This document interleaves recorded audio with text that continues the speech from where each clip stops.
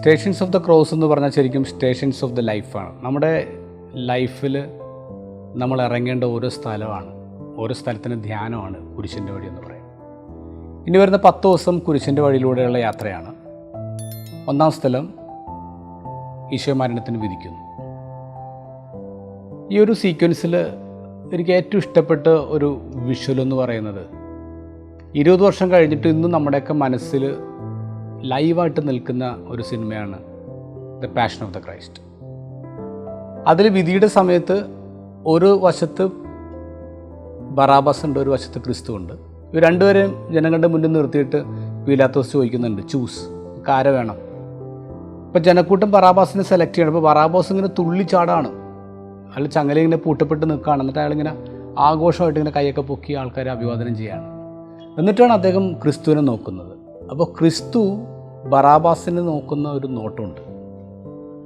ഈ ബറാബാസിൻ്റെ റോൾ ചെയ്ത് പെദ്രോ സറൂബിക്ക് എന്ന് പറഞ്ഞ ഒരു നടനാണ്. അദ്ദേഹം പിന്നീടുള്ള അദ്ദേഹത്തിന് ഇൻ്റർവ്യൂ പറഞ്ഞ കാര്യമാണ്, എന്നെ ആ സമയത്ത് ക്രിസ്തു നോക്കിയ നോട്ടം ഉണ്ടല്ലോ. ഇപ്പോൾ ജിം കവീസിലാണ് ക്രിസ്തുവായിട്ട് അഭിനയിച്ചിട്ടുള്ളത്. അദ്ദേഹം നോക്കിയ നോട്ടത്തെക്കുറിച്ച് അദ്ദേഹം പറയുന്നത്, അവൻ്റെ കണ്ണുകളിൽ എന്നോടുള്ള വെറുപ്പോ അനിഷ്ടമോ ഉണ്ടായിരുന്നില്ല, സ്നേഹവും കരുണയും മാത്രം. അടിമുടി ക്രിസ്തുവിൻ്റെ നോട്ടം എന്നെ മാറ്റിക്കളഞ്ഞു എന്നാണ് പേദ്രോ പിന്നീടുള്ള ഇൻ്റർവ്യൂസിൽ പറയുക. അപ്പോൾ ക്രിസ്തുവിൻ്റെ നോട്ടമാണ് ഒന്നാം സ്ഥലത്തെ ധ്യാനം. നോട്ടം, നമ്മുടെ നോട്ടങ്ങൾ എങ്ങനെയാണ്, നമ്മളെങ്ങനെയാണ് മനുഷ്യരെ നോക്കുന്നത്? പല രീതിയിൽ നമ്മൾ ആൾക്കാരെ നോക്കാൻ പറ്റും. നമ്മളെങ്ങനെയാണ് മറ്റുള്ളവരെ നോക്കുന്നത്? മറ്റുള്ളവരെ മാറ്റുന്ന രീതിയിൽ, അടിമുടി മാനസാന്തരപ്പെടുന്ന രീതിയിൽ, അല്ലെങ്കിൽ അവരെ പ്രോത്സാഹിപ്പിക്കുന്ന രീതിയിൽ നമുക്ക് നോട്ടങ്ങൾ പായിക്കാൻ പറ്റുന്നുണ്ടോ? ഈ അടുത്ത് കണ്ട ഒരു ചൈനീസ് സിനിമയാണ് ബിഗ് വേൾഡ് എന്നാണ് എൻ്റെ പേര്. അതിൻ്റെ അകത്തുള്ള നടൻ്റെ ഹീറോയുടെ പേര് ലൂ ചുൻചു എന്നാണ്. അവൻ 10-18 വയസ്സുണ്ട്, കോളേജ് സ്റ്റഡീസാണ് നടത്തിക്കൊണ്ടിരിക്കുകയാണ്. അപ്പോൾ അവന് സെറബ്രൽ പാൾസിയാണ്. അതുകൊണ്ട് തന്നെ അവൻ്റെ ആക്ഷൻസ്, അവൻ്റെ മാനറിസംസ് ഒക്കെ ഡിഫറെൻറ്റാണ്. സാധാരണ ആൾക്കാരെ പോലെയല്ല. അവൻ ഭക്ഷണം കഴിക്കുമ്പോൾ അത് നടക്കുന്നതൊക്കെ പ്രത്യേകതയാണ്. അപ്പോൾ ഇവനെന്ത് അസുഖമാണ്, ഇവനെന്ത് പ്രത്യേക ജീവിയാണെന്ന രീതിയിലാണ് ആൾക്കാരൊക്കെ അവനെ നോക്കുന്നത്. അവനൊരു ഗ്രാൻഡ് മദർ ഉണ്ട്. ആ ഗ്രാൻഡ് മദർ ഇവന് ഭയങ്കര സപ്പോർട്ടീവാണ്. അവൻ്റെ കൂടെ എപ്പോഴും എല്ലാ സ്ഥലത്തും ഗ്രാൻഡ് മദർ പോകും എന്നുള്ളതാണ്. ബസ്സിലൊക്കെ കയറുമ്പോൾ അവൻ്റെ കൂടെ ഓരോ സ്ഥലത്ത് പോകുന്ന ഗ്രാൻഡ് മദറാണ്. ഇപ്പോൾ ഈ ഗ്രാൻഡ് മദറിന് ഒരു ചെറിയ കൊയർ ഗ്രൂപ്പുണ്ട്. ആ ഗ്രൂപ്പിലെ അംഗങ്ങളെന്നൊക്കെ പറഞ്ഞാൽ ഇവർ റിട്ടയർഡ് ആയിട്ടുള്ള പ്രായമുള്ള മനുഷ്യരാണ്. അപ്പോൾ ഗ്രാൻഡ് മദർ ഇവനെ ഇടയ്ക്ക് ഈ കൊയറിൻ്റെ പ്രാക്ടീസിന് കൊണ്ടുപോകും. അപ്പോൾ ഇവനത് അവിടെ പോകാൻ ഇഷ്ടമാണ്. കാരണം അവർ ആ പ്രായമുള്ള മനുഷ്യർ ഇവനോട് പെരുമാറുന്ന രീതി ഇവന് ഇഷ്ടമാണ്. അപ്പോൾ അവൻ്റെ അടുത്ത് നിന്നിട്ട് പറയും. അപ്പോൾ അവർ മൊബൈലും സോഷ്യൽ മീഡിയയിലൊക്കെ അത്ര അവർ ഫെമിലിയർ അല്ല. അപ്പോൾ ഓരോ കാര്യങ്ങൾ ചോദിക്കുമ്പോൾ പെട്ടെന്ന് മൊബൈലിൽ കാര്യങ്ങൾ ചെയ്ത് കൊടുക്കും. അവർക്ക് അക്കൗണ്ട് ഓർക്കണമെങ്കിൽ അത് തുറന്നു കൊടുക്കും. അവർക്ക് എന്തെങ്കിലും ബിൽ പേയ്മെൻറ്റ് ഇമെയിൽ വഴിയാണെങ്കിൽ അതിന് നടത്തി കൊടുക്കും. അങ്ങനെ അവരെ സഹായിക്കും. അപ്പോൾ ഇവരെ കൊണ്ട് ആവശ്യമുണ്ടെന്ന് തോന്നുന്ന ഏക സ്ഥലം അവൻ ഈ ഗ്രൂപ്പാണ്. ഒരു ദിവസം അവൻ ബസ്സിൽ ഗ്രാൻഡ് മദർ കൂടെയുണ്ട്, യാത്രയാണ്. അവൻ സീറ്റിലിരിക്കുകയാണ്. ആ സമയത്ത് ഒരു കുഞ്ഞിനായിട്ട് അമ്മ കയറി വരികയാണ്. അപ്പോൾ ഇവന് ഉടനെ തന്നെ അവർക്ക് വേണ്ടി സീറ്റ് ഒഴിഞ്ഞു കൊടുക്കുകയാണ്. എന്നിട്ട് അവൻ നിൽക്കുകയാണ്. കുറച്ച് കഴിഞ്ഞപ്പോഴേക്കും ബസ് ഇങ്ങനെ സഡൻ ബ്രേക്ക് ഇട്ടപ്പോൾ ഇവൻ നിലത്ത് വീണു. അപ്പോൾ ഡ്രൈവർ വണ്ടി നിർത്തിയിട്ട് പിന്നെ ഇവനോട് വന്നിട്ട് വഴക്ക് പറയാണ്, നിന്നെ പോലെയുള്ള ആൾക്കാരൊക്കെ എന്തിനാ ബസ്സിൽ കയറുന്നത്, വീട്ടിലിരുന്നാൽ പോരെ, ബാക്കിയുള്ളവരെ ബുദ്ധിമുട്ടിക്കണം എന്തിനാന്ന് പറഞ്ഞാൽ അവൻ ഷൗട്ട് ചെയ്യാണ്. അപ്പോൾ അമ്മമ്മക്ക് ദേഷ്യം വന്നിട്ട് അമ്മമ്മ ഷൗട്ട് ചെയ്യും, എൻ്റെ ഗ്രാൻഡ് മദർ ഷൗട്ട് ചെയ്യും. അപ്പോൾ ഇവൻ പറയാം, അമ്മമ്മ മിണ്ടണ്ടെന്ന് പറയും.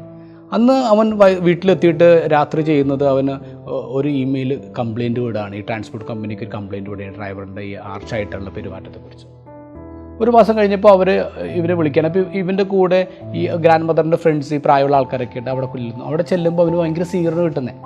അവർ പറഞ്ഞു, നിങ്ങളുടെ ഇമെയിൽ കാരണമാണ് ഞങ്ങളൊരു പുതിയ പരിപാടി തുടങ്ങി. ഇവിടെ വരുന്ന ഡ്രൈവേഴ്സിനൊക്കെ ഞങ്ങൾ പുതിയ ട്രെയിനിങ് കൊടുക്കുന്നുണ്ട്, എങ്ങനെ ആൾക്കാരോട് പെരുമാറണം. അത് നിൻ്റെ കംപ്ലയിൻ്റാണ് വർക്കൗട്ടായത്. എന്നിട്ട് അവന് കുറേ സമ്മാനങ്ങളെ കൊടുക്കുന്നുണ്ട്.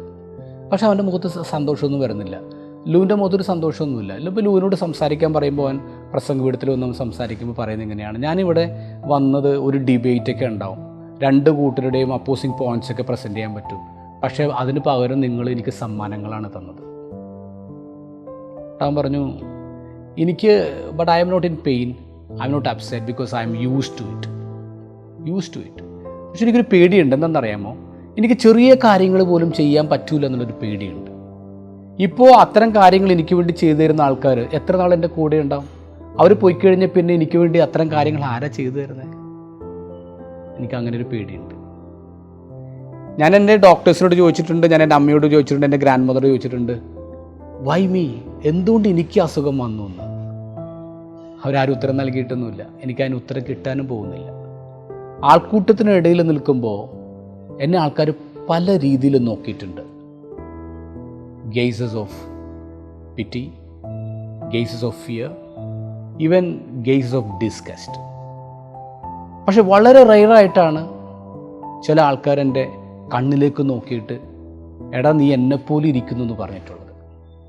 എടാ നീ എന്നെപ്പോലെ ഇരിക്കുന്നു എന്ന് ചില ആൾക്കാർ പറഞ്ഞിട്ടുള്ളൂ. ഇവിടെ ഈ മുമ്പിലിരിക്കുന്ന ഈ പ്രായമുള്ള മനുഷ്യരുണ്ടല്ലോ, അവരെന്നെ അങ്ങനെ നോക്കി പറഞ്ഞ ആൾക്കാരാണ്.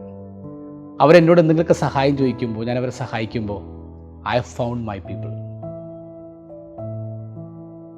നോട്ടം വളരെ പ്രധാനപ്പെട്ടാണ് നമ്മുടെ ജീവിത ബന്ധങ്ങളിൽ. നമ്മുടെ ജീവിത പങ്കാളി, നമ്മുടെ മക്കൾ, നമ്മുടെ പാർട്ട്നേഴ്സ്, നമ്മളെങ്ങനെ അവരെ നോക്കുന്നേ? അവർ വീഴുമ്പോൾ, അവർക്ക് എന്തെങ്കിലും തെറ്റുപറ്റുമ്പോൾ അവരെ കൂടുതൽ വീഴ്ത്തുന്ന നോട്ടമാണ് നമ്മുടേത്. കുറച്ചും കൂടി പ്രിയങ്കരമായ നോട്ടം നമുക്കാവണ്ടേ? ഈശോ ബറാബാസിനെ നോക്കിയ പോലൊരു നോട്ടം, ഒരു മനുഷ്യനെ അടിമുടി മാറ്റുന്നൊരു നോട്ടം. ഫ്രാൻസിസ് പാപ്പയുടെ ഭാഷയിൽ it is called look of appreciation. ഒരു മനുഷ്യനെ എടുത്തുയർത്തുന്ന നോട്ടം. Good day.